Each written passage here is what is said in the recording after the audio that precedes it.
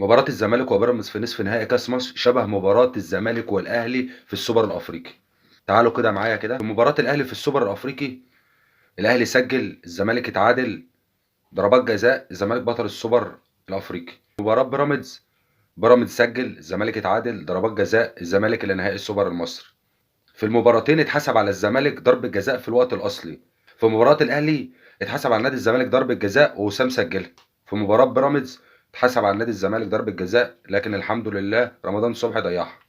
هدف الزمالك في النادي الاهلي كان بدايته رمية تماس. هدف الزمالك في بيراميدز كانت بدايته رمية تماس. هدف الزمالك في النادي الاهلي كان جاي من ناحية اليمين. هدف الزمالك في بيراميدز جاي من ناحية اليمين.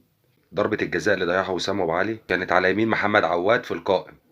ضربة الجزاء اللي ضيعها رمضان صبحي كانت على يمين عواد في القائم. اول اربع لاعبين سددوا النادي الزمالك في ضربات الجزاء سجلوا في النادي الاهلي.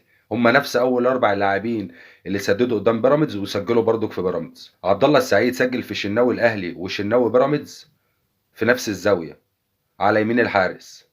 حمزه المسلوسي سجل في الشناوي الاهلي والشناوي بيراميدز في نفس الزاويه على شمال الحارس. اللي ضيع ضربه الجزاء في مباراه الاهلي كان يحيى عطيه الله، ضيعها برجله الشمال. في مباراة بيراميدز اللي ضيع ضربة الجزاء كان مصطفى فتحي وبرضه برجله الشمال. محمد عواد الكرة اللي صدها في مباراة النادي الأهلي كانت على شماله. محمد عواد الكرة اللي صدها في مباراة بيراميدز برضه كانت على شماله.